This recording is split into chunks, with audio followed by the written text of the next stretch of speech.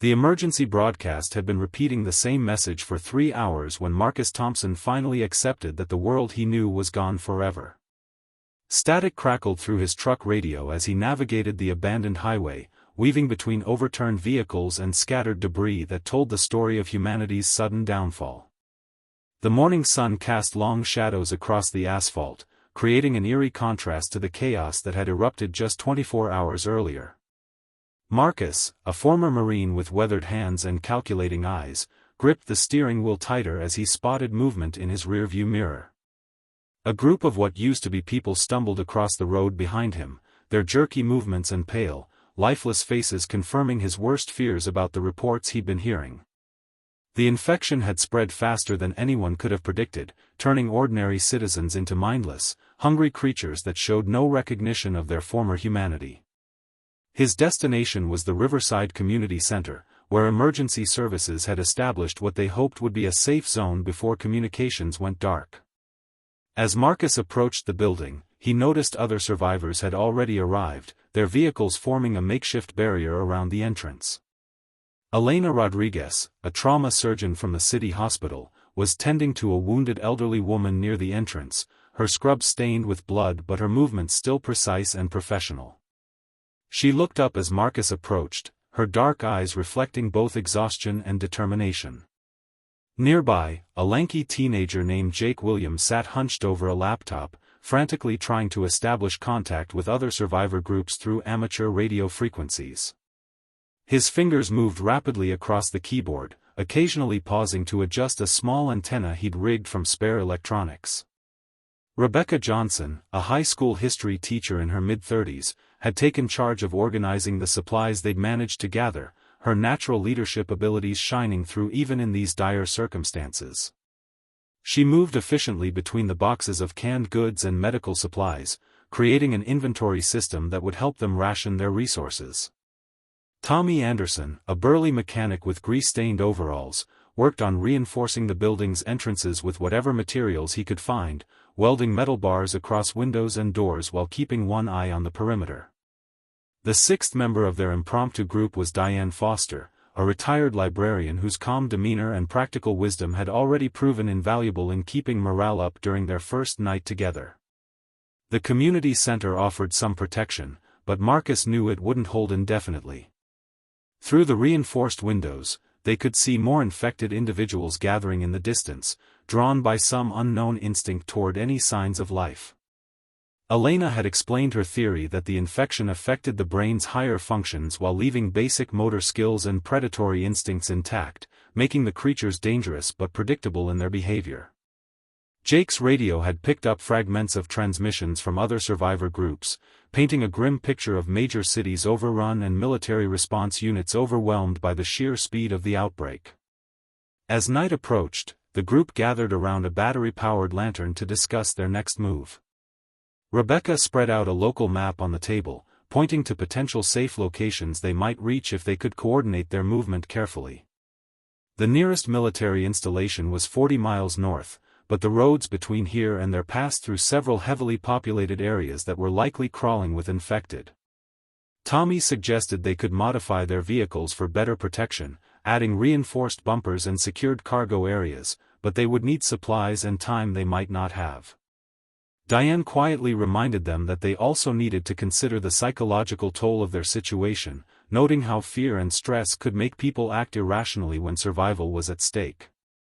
The sound of scratching against the exterior walls interrupted their planning session, followed by low moaning that seemed to echo from multiple directions.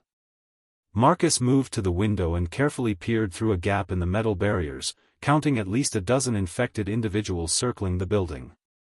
Their movements were becoming more coordinated, as if they were learning from each failed attempt to find a way inside. Elena checked her medical supplies again, knowing that any injury sustained while fighting these creatures could potentially lead to infection, though she still wasn't entirely sure how the transmission occurred. Jake's equipment picked up a new signal, a automated distress beacon broadcasting coordinates for what claimed to be a secure research facility where scientists were working on understanding the outbreak. The message promised safety and possibly even a cure, but it was located over 100 miles away through territory that was completely unknown to them. The group faces an impossible choice between staying in their current location and hoping for rescue, or venturing into the infected wilderness toward an uncertain destination that might offer their only hope for long-term survival. The decision was made for them when the infected broke through Tommy's hastily constructed barricade on the building's east side. The sound of splintering wood and twisted metal filled the air as pale hands reached through the gap, grasping desperately for anything they could find. Marcus immediately took charge, directing everyone to grab their essential supplies while Tommy wielded a crowbar to push back the growing number of creatures trying to force their way inside. Elena stuffed her medical kit into a backpack, her hands moving with practiced efficiency despite the chaos erupting around them. The infected moved with surprising persistence, their destroyed fingernails clawing at the barriers until blood streamed down the walls.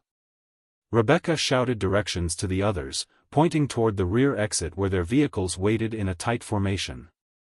Jake clutched his radio equipment against his chest, unwilling to leave behind their only means of communication with the outside world. Diane gathered the few books and maps they'd been using for planning, her years of organizing library resources serving her well even under extreme pressure. The moaning grew louder as more infected individuals joined the assault on their temporary sanctuary, drawn by the noise and activity inside the building. Marcus could see through the gaps that their numbers had doubled since nightfall, suggesting that these creatures were capable of some form of communication or coordination that no one fully understood yet. Tommy's barricade finally gave way completely, sending him stumbling backward as 3 infected individuals tumbled through the opening.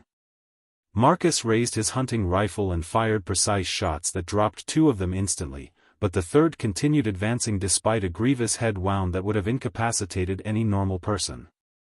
Elena watched in horrified fascination as the creature showed no response to pain or injury, confirming her worst fears about the nature of this infection. The group retreated toward their vehicles, with Tommy bringing up the rear while swinging his crowbar at any infected that got too close.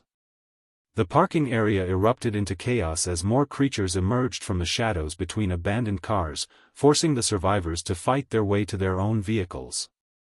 Marcus's military training proved invaluable as he coordinated their movement, using hand signals to direct each person toward their assigned vehicle while maintaining covering fire. Rebecca and Diane reached Marcus's reinforced pickup truck first, diving into the passenger seats as infected hands slammed against the windows. Elena and Jake made it to Tommy's modified van, where the mechanic had installed metal mesh over the glass and reinforced the doors with additional steel plating. Tommy gunned his engine and smashed through a cluster of infected individuals blocking their exit route, his heavy vehicle crushing several beneath its reinforced bumper. Marcus followed closely behind, using his truck's superior maneuverability to navigate around the scattered debris and overturned cars that littered the parking lot. In his rearview mirror, he could see the community center being overrun by dozens of infected individuals who poured through the breach they'd created. The sight served as a stark reminder of how quickly their situation could deteriorate if they weren't constantly vigilant. Jake managed to maintain radio contact between the 2 vehicles as they drove through the abandoned streets, his equipment crackling with static and occasional fragments of desperate transmissions from other survivor groups. The automated distress beacon continued broadcasting its coordinates, but Elena expressed concerns about trusting a signal they couldn't verify. She pointed out that the infection had spread so rapidly that any research facility claiming to have answers might have been compromised before they could develop effective countermeasures. Marcus navigated carefully through the darkened neighborhoods, using his headlights sparingly to avoid attracting unnecessary attention while still maintaining enough visibility to spot potential threats.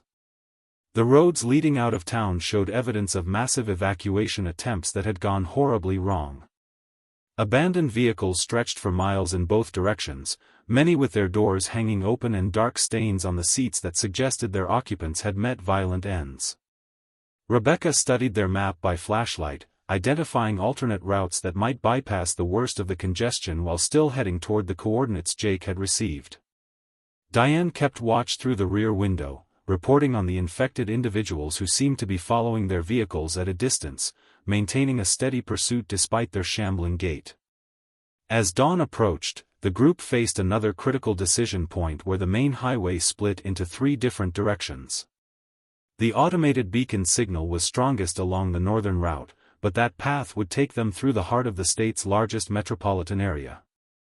The western route offered more rural terrain but would add significant distance to their journey, while the eastern path remained largely unknown territory that could hide either salvation or destruction. With fuel running low and their pursuers showing no signs of giving up the chase, they had to choose their direction quickly before circumstances made the decision for them. Marcus made the call to take the western route, despite Rebecca's concerns about the added distance, reasoning that rural terrain would offer better opportunities for finding fuel and supplies while avoiding the massive infected populations that had surely overrun the cities. The decision proved wise initially as they drove through rolling farmland where scattered homesteads dotted the landscape, though the silence that hung over these normally bustling agricultural areas created an unsettling atmosphere. Tommy's van began showing signs of mechanical stress from their hasty escape, with steam occasionally rising from under the hood and a concerning grinding noise coming from the transmission. Elena used the relative calm to check on everyone's physical condition, noting that the adrenaline from their narrow escape was beginning to wear off, leaving exhaustion and shock in its wake. Jake's radio equipment picked up a new transmission that chilled them all to the bone, a military broadcast ordering the evacuation of all remaining personnel from Forward Operating Base Carson, the same installation they had originally considered as their destination. The transmission cut off abruptly mid-sentence, replaced by static that suggested either equipment failure or something far worse. Rebecca plotted their current position on the map, calculating that they were still over 60 miles from the research facility coordinates, with their fuel supplies dwindling faster than anticipated due to the stop-and-go driving required to navigate around abandoned vehicles and debris. Their first real test came when they encountered a roadblock where two military vehicles had been positioned across the highway, apparently to control civilian evacuation traffic before being abandoned when the situation deteriorated beyond control. Marcus approached cautiously on foot while the others maintained watch from their vehicles, discovering that the soldiers' bodies were nowhere to be found, though blood stains and scattered equipment suggested a violent struggle had taken place. The abandoned military vehicles contained valuable supplies including ammunition, first aid kits, and most importantly, jerry cans filled with fuel that would extend their range significantly. While Tommy and Marcus worked to transfer the fuel to their vehicles, Elena made a disturbing discovery when she examined the military radio equipment still functioning in one of the abandoned trucks. The last recorded transmission indicated that the infection had somehow bypassed all quarantine protocols, spreading through secured military installations faster than anyone thought possible. The implications were terrifying, suggesting that traditional containment strategies had failed completely and that even the most heavily fortified locations might not offer the safety they desperately needed. Diane noticed movement in the tree line surrounding their location, calling attention to a group of infected individuals who emerged from the forest with a coordination that seemed impossible given their presumed mental state.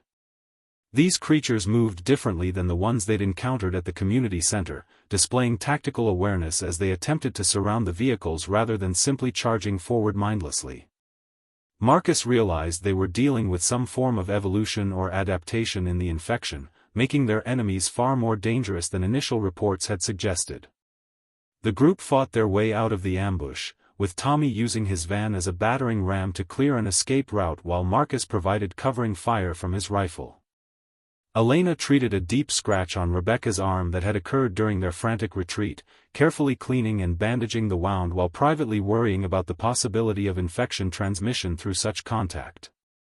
Jake managed to establish brief contact with another survivor group located approximately 30 miles to the southeast, but the transmission was cut short by sounds of gunfire and screaming that left everyone wondering about the fate of those potential allies.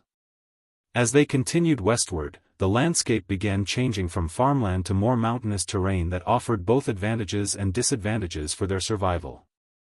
The higher elevation provided better visibility for spotting threats at a distance, but the winding mountain roads would slow their progress and consume more fuel.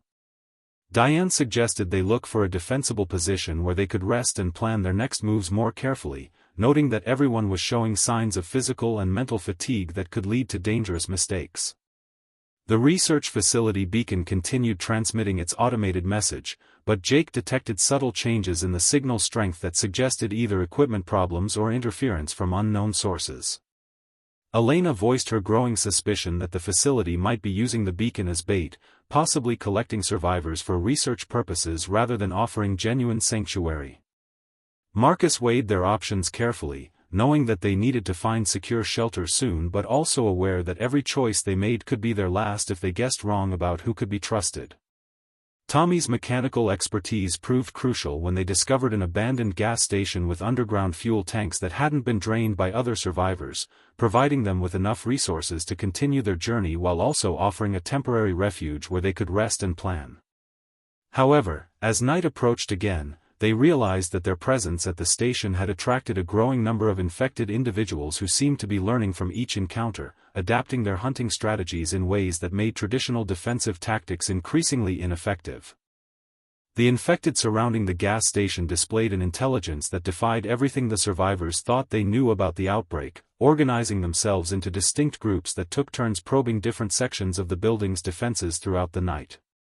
Marcus observed their behavior through the station's security cameras, which Tommy had managed to get working using the facility's backup generator, noting how some creatures seemed to be directing others toward weak points in their makeshift barricades. Elena documented her observations about the infection's apparent progression, theorizing that the pathogen might be evolving rapidly or that certain individuals retained more cognitive function than others, creating a hierarchy among the infected that made them exponentially more dangerous. Rebecca worked with Diane to inventory their supplies more carefully, realizing that their ammunition was running dangerously low and that they needed to find alternative methods of defense if they hoped to survive much longer. Jake's radio intercepts revealed fragments of communication from what appeared to be organized survivor communities, but the transmissions were often cut short by sounds of conflict or simply faded into static, suggesting that even established safe zones were under constant threat. Tommy discovered that the gas station's mechanical bay contained tools and equipment that could be used to further modify their vehicles, but any work would require time they might not have given the increasing boldness of the creatures outside. The infected had begun testing the station's windows and doors systematically, using rocks and debris to probe for structural weaknesses while others maintained watch positions that prevented any escape attempts. As dawn broke, the group made a horrifying discovery when Elena spotted one of the infected using a discarded tool to methodically chip away at the cement around a window frame, displaying problem-solving abilities that suggested the infection hadn't completely destroyed higher brain function. Marcus realized they were dealing with an enemy that could learn and adapt, making their current defensive strategy increasingly futile as the creatures figured out new ways to breach their sanctuary. The automated beacon from the research facility had grown weaker overnight, leading Jake to suspect that either the facility was experiencing power problems or something had happened to compromise their transmission equipment. Rebecca proposed that they attempt to reach the research facility during daylight hours when visibility was better, arguing that staying at the gas station would only allow the infected more time to organize a coordinated assault.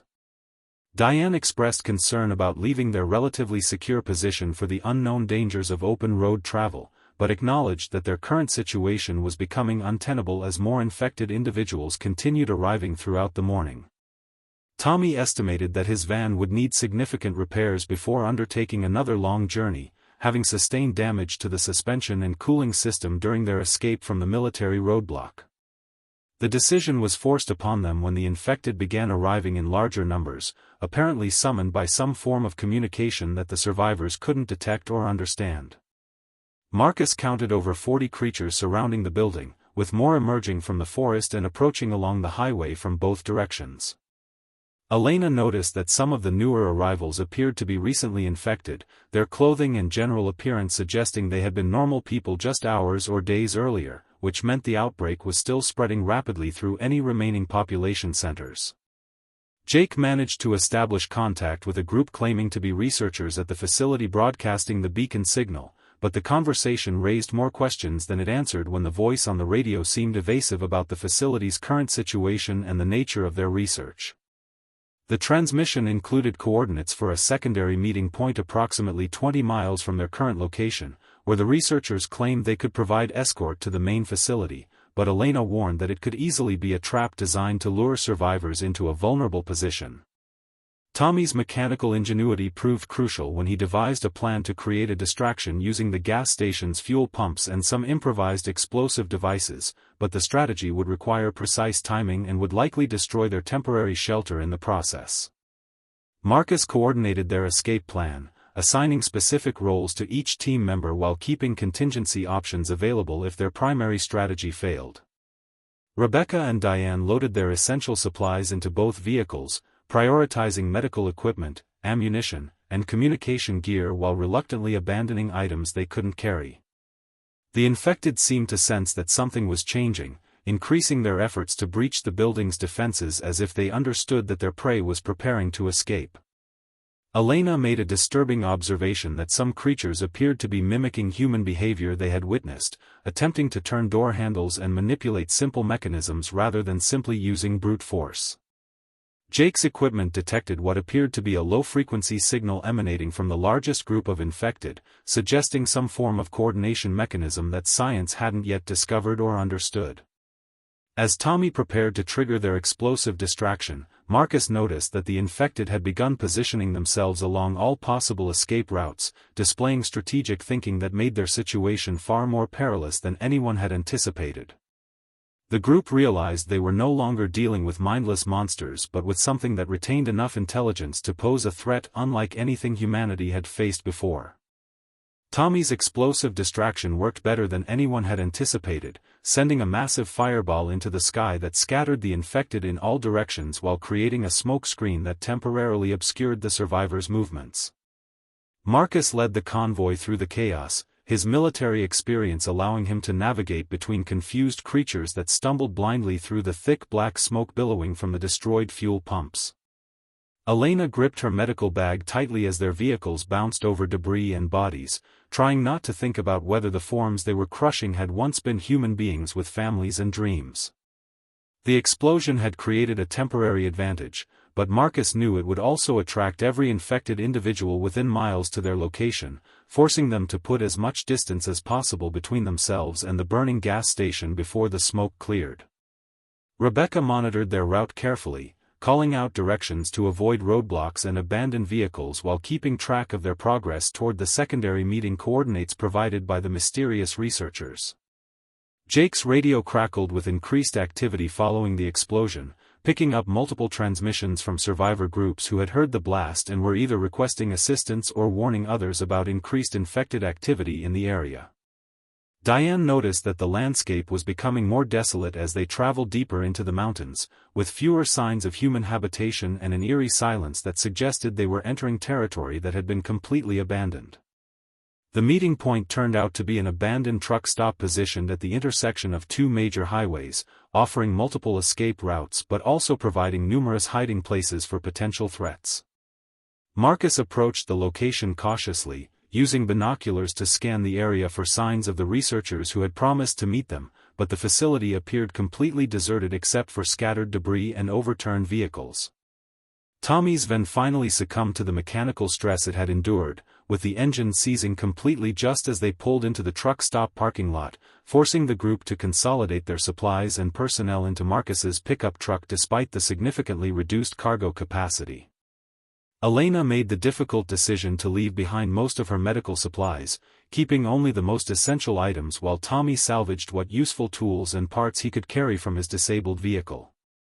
Jake discovered that his radio equipment was picking up the research facility beacon much more clearly from this location, but he also detected what appeared to be multiple transmission sources broadcasting the same signal, suggesting either a network of facilities or some form of deception designed to confuse survivors. Rebecca studied their map more intensively, noting that the coordinates they'd been given would take them through a narrow mountain pass that could easily become a trap if hostile forces controlled the high ground. Diane was the first to notice that they weren't alone at the truck stop, spotting movement in the abandoned restaurant building that was too deliberate to be infected individuals. A group of 5 people emerged from hiding, led by a middle-aged man named Frank Peterson who claimed to be a former CDC researcher with knowledge about the outbreak's origins. His companions included Lisa Grant, a former military communications specialist, David Park, a biochemist who had been working on infectious disease research, Maria Santos, a park ranger familiar with the local terrain, and Kevin Walsh, a survivalist who had been living off the grid even before the outbreak began. Frank's group had been monitoring radio transmissions and following the same beacon signal that had guided Marcus's team to this location, but they carried disturbing news about the research facility that was broadcasting the coordinates. According to David's analysis of intercepted communications, the facility had been conducting experiments on infected individuals before the outbreak, possibly contributing to the rapid evolution and increased intelligence they were witnessing in the creatures. Lisa's military contacts had gone silent one by one over the past week, suggesting that organized resistance was collapsing everywhere as the infected adapted their tactics to overcome conventional defensive strategies. Maria provided crucial intelligence about the terrain ahead, warning that the mountain pass contained several choke points where infected groups had been observed setting up what appeared to be deliberate ambushes for survivors attempting to reach the research facility. Kevin's survival expertise proved invaluable as he shared techniques for moving quietly through infected territory and identifying signs of creature presence that could help them avoid unnecessary confrontations. The combined group now numbered 11 people with limited transportation and supplies, creating logistical challenges that would test their ability to work together under extreme pressure. Elena examined Frank's research notes, discovering evidence that the infection was indeed evolving at an unprecedented rate, possibly due to artificial enhancement or selective pressure that was favoring more intelligent variants. Jake established communication protocols between both groups' radio equipment, creating a network that would allow better coordination during their approach to the research facility while also monitoring for threats from other survivor groups that might not have friendly intentions. Marcus evaluated their military capabilities, noting that the additional personnel provided more firepower but also made their group larger and more visible to potential threats. As evening approached, the combined group faced a critical decision about whether to attempt the dangerous mountain passage under cover of darkness or wait for daylight while risking discovery by the increasing numbers of infected individuals who seemed to be converging on their location. The research facility continued broadcasting its beacon, but Frank's knowledge about their experimental programs raised serious questions about whether reaching the facility would provide salvation or lead them directly into the hands of those responsible for humanity's nightmare. The decision to move during the night was made when Kevin spotted infected scouts positioning themselves along the ridgeline surrounding the truck stop, their behavior suggesting a coordinated effort to trap the survivors until reinforcements could arrive. Frank's knowledge of the facility's research protocols proved crucial as he explained that the outbreak had likely begun as an attempt to enhance human cognitive abilities through viral modification, but the project had gone catastrophically wrong when the pathogen began spreading beyond laboratory containment. Marcus consolidated the group's resources, redistributing ammunition and supplies to ensure everyone had adequate protection while acknowledging that their single remaining vehicle could only transport 7 people, forcing 4 team members to travel on foot through dangerous terrain. Lisa's military experience complemented Marcus's leadership as she helped organize the group into tactical formations that would maximize their defensive capabilities while moving through the mountain pass. Elena and David worked together to develop protocols for treating potential bite wounds, though David's research suggested that infection transmission might occur through any fluid contact, making even minor injuries potentially fatal. Maria guided them along deer trails and forest paths that would keep them away from main roads where infected groups had been observed setting up ambushes, but the rough terrain slowed their progress significantly and increased the risk of injury from falls or encounters with wildlife. The mountain pass revealed evidence of previous survivor groups that had attempted the same journey, with abandoned camps and scattered belongings telling stories of desperate people who had met unknown fates. Jake maintained radio contact with the research facility, but the responses he received became increasingly eerie as the voices on the other end seemed to know details about their group that hadn't been shared over open transmissions. Kevin's survival instincts proved invaluable when he detected signs of human presence that didn't match typical survivor behavior, suggesting that other groups in the area might be operating with different agendas or under some form of external control. Rebecca noticed patterns in the infected distribution that seemed deliberately designed to funnel survivors toward specific routes, raising concerns that the creatures were being directed by some form of intelligence rather than operating on pure instinct. Diane's observations about the psychological state of their group highlighted growing tensions between original team members and Frank's people, particularly regarding decisions about resource allocation and risk assessment.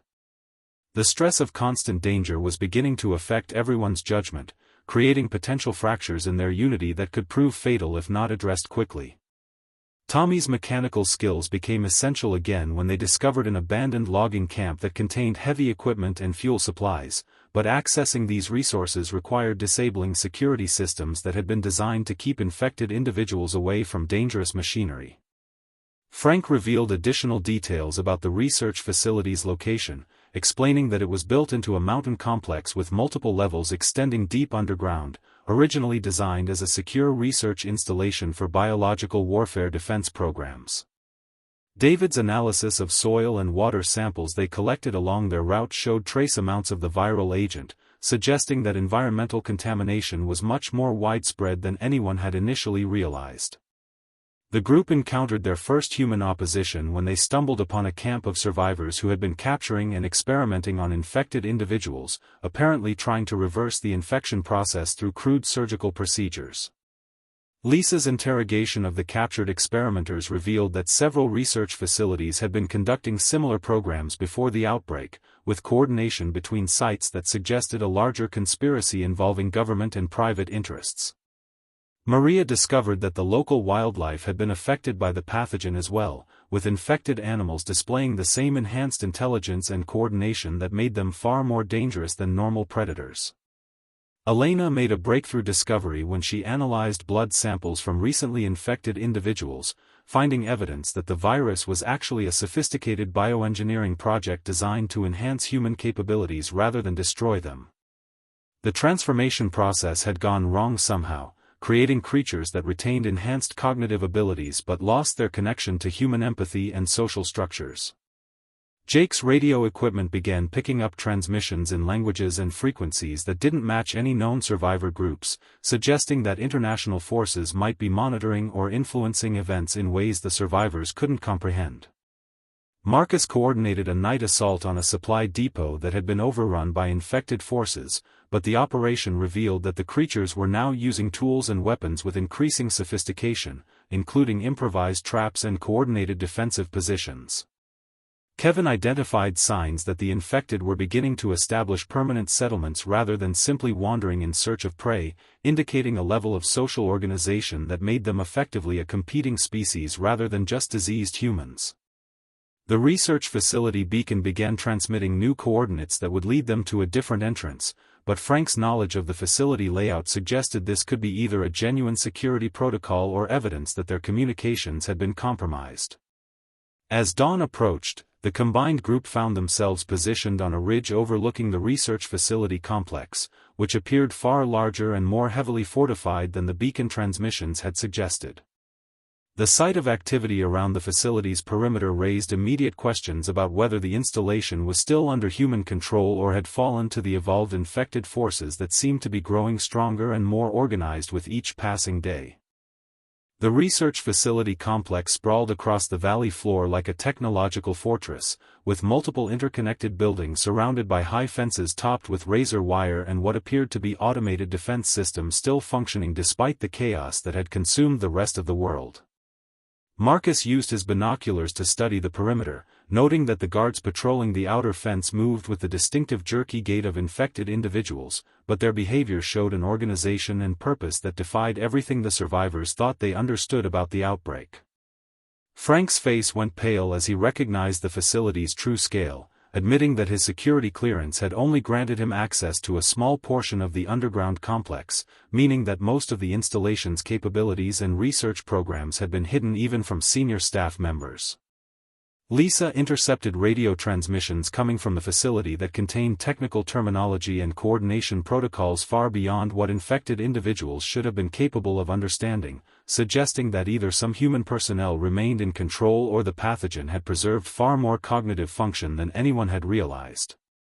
David made the disturbing observation that the infected guards were maintaining equipment and performing maintenance tasks that required technical knowledge, indicating that the transformation process might be selective rather than universally destructive of human intelligence. Elena noticed that the facility's ventilation systems were releasing a faint greenish mist into the atmosphere, possibly indicating ongoing research activities or some form of atmospheric dispersal system for experimental compounds. Kevin's survival instincts warned him that they were being watched from multiple directions, and his suspicions proved correct when Maria spotted reflection glints from optical equipment positioned on surrounding ridgelines, suggesting that their approach had been detected and monitored by parties unknown. The group realized they had walked into a complex situation where multiple factions might be operating with conflicting agendas, making it impossible to determine who could be trusted or what their true objectives might be. Jake's radio equipment detected encrypted transmissions between the facility and external locations, but the sophisticated encryption suggested military or intelligence agency involvement rather than desperate survivors trying to coordinate rescue operations. Rebecca analyzed their tactical situation and concluded that approaching the facility openly would likely result in capture or worse, but remaining in their current position would eventually lead to discovery by the surveillance teams that were clearly tracking their movements. Diane pointed out that the psychological pressure of uncertainty was beginning to affect the group's decision-making capabilities, with some members advocating for immediate retreat while others insisted that the facility might represent their only hope for finding answers or a cure. Tommy's practical engineering perspective led him to study the facility's power and communication infrastructure, noting that the installation was clearly operating at full capacity despite the collapse of the broader electrical grid. Frank revealed additional classified information about the facility's research programs, explaining that the installation had been developing biological agents for both offensive and defensive purposes, with particular focus on cognitive enhancement technologies that might create superior soldiers or intelligence operatives. His knowledge suggested that the outbreak might have been an intentional release rather than an accident, designed to test the pathogen's effectiveness under real-world conditions while maintaining control groups for comparative analysis. Lisa's military contacts had mentioned rumors about black-budget programs that operated outside normal oversight, but she had never imagined the scope of experimentation that Frank's revelation suggested. David's biochemical expertise helped him interpret environmental readings that indicated the facility was actively manufacturing and distributing refined versions of the original pathogen, possibly creating different strains with varying effects on human physiology and cognitive function. Maria noticed that the local ecosystem around the facility showed signs of deliberate modification, with plant and animal life displaying characteristics that suggested genetic manipulation rather than natural evolution. The realization that they might be dealing with a controlled experiment rather than a genuine catastrophe changed everything about their situation and their options for survival. Elena made a connection between her medical observations and Frank's research data, theorizing that the facility might be using captured survivors as test subjects for different variants of the pathogen, explaining why the beacon signal had been designed to attract people to the location. Kevin discovered evidence of recent helicopter activity around the facility, including landing pads that showed signs of regular use, indicating that the installation maintained contact with external organizations that had survived the outbreak. Jake managed to decode fragments of the encrypted transmissions, revealing references to Phase 2 implementation and continental expansion protocols that suggested the outbreak was part of a larger planned operation. Marcus coordinated a reconnaissance mission that would allow them to gather more intelligence about the facility's operations while maintaining the option to retreat if the situation proved too dangerous. The group split into smaller teams, with some members maintaining overwatch positions while others moved closer to investigate the perimeter defenses and try to establish contact with any legitimate survivors who might be trapped inside. As they prepared to descend toward the valley, automated systems around the facility began activating, suggesting that their presence had triggered security protocols designed to either capture or eliminate unauthorized personnel. The facility's true purpose was becoming clearer as evidence mounted that the outbreak had been carefully orchestrated rather than accidental, but the survivors faced the terrible choice between confronting the source of humanity's nightmare or fleeing into a world that might already be beyond salvation. The facility's automated defenses activated in sequence as the survivors approached, but Kevin's observation skills revealed that the systems were designed to herd rather than kill, confirming Elena's theory that they were meant to be captured alive for experimental purposes. Marcus coordinated a two-pronged assault that exploited blind spots in the security grid, with his team creating a distraction at the main gate while Frank led the others through a maintenance tunnel that his security clearance still allowed him to access. The underground portions of the facility revealed the true scope of the operation, with vast laboratories containing thousands of containment units and research stations that had clearly been operating at full capacity since before the outbreak began. Lisa's technical expertise proved crucial when she managed to access the facility's computer systems, uncovering documentation that revealed the pathogen release had been coordinated across multiple continents as part of a population control initiative designed by a consortium of government and corporate interests. David found evidence that different strains of the virus had been deployed in various regions, with some designed to preserve cognitive function while others focused on physical enhancement, creating a deliberate diversity of infected populations that could be studied and refined. Elena discovered holding areas containing hundreds of survivors who had been captured over the past weeks, many showing signs of ongoing medical experimentation that made her stomach turn with revulsion and anger. The facility's central control room contained a massive monitoring system that tracked infected populations across the globe in real time, showing that the outbreak had proceeded exactly according to predetermined schedules and geographic patterns. Frank confronted the lead researcher, Dr. Catherine Mills, who had remained in the facility throughout the crisis, calmly overseeing the experiment that had condemned millions of people to death or transformation. Mills explained that traditional democratic societies had become unsustainable due to resource depletion and climate change, making it necessary to reduce global population while creating a more manageable and controllable surviving population through selective infection protocols. Rebecca and Diane worked together to document the evidence of crimes against humanity while Jake attempted to broadcast the facility's research data to any remaining survivor communities that might be monitoring emergency frequencies.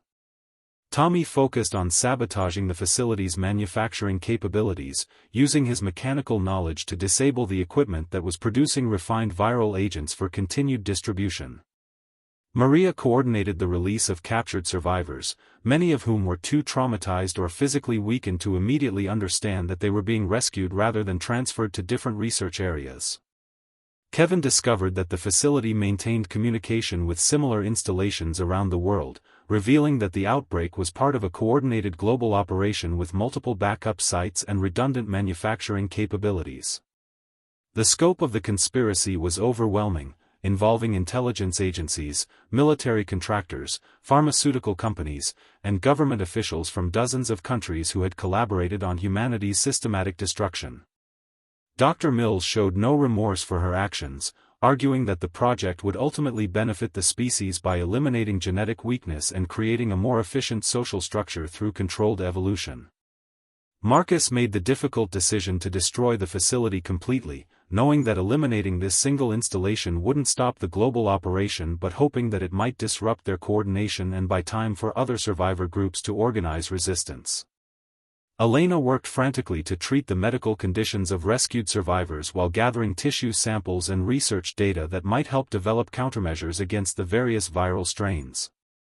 Lisa managed to download the facility's complete database onto portable drives, ensuring that evidence of the conspiracy would survive even if they didn't make it out alive. The facility's destruction required careful timing to ensure that all survivors could escape before the explosive devices Tommy had prepared would bring down the underground complex. David used his biochemical knowledge to neutralize the viral production equipment, ensuring that the pathogens would be destroyed rather than released into the environment during the explosion. Frank confronted his own complicity in the project, acknowledging that his research had contributed to the development of technologies that enabled mass murder, but choosing to act decisively to prevent further harm. As the facility erupted in flames behind them, the expanded group of survivors faced an uncertain future in a world where governments and institutions could no longer be trusted. Jake's radio broadcasts had successfully transmitted the facility's research data to survivor communities across the continent, sparking organized resistance movements that began targeting other suspected research installations. Elena established mobile medical units to treat infected individuals who might be saved if caught in the early stages of transformation, while Marcus coordinated military actions against confirmed hostile facilities. The outbreak continued around the globe, but the revelation of its artificial origins galvanized human resistance in ways that natural disasters never could have achieved. Rebecca and Diane focused on education and communication, ensuring that the truth about the conspiracy reached every surviving community despite efforts by remaining government forces to suppress the information. Tommy's engineering skills became essential for developing new technologies that could detect and neutralize viral agents, while Kevin trained other survivors in the tactical skills needed to survive in a world where the infected retained dangerous levels of intelligence and coordination. 6 months after the facility's destruction, scattered human communities had begun rebuilding civilization with a fierce determination to prevent any repetition of the betrayal they had suffered. The infected populations continued to evolve and organize, but humanity had learned to fight back with the knowledge that their enemy was not a natural plague but a deliberate act of war that demanded justice and retribution.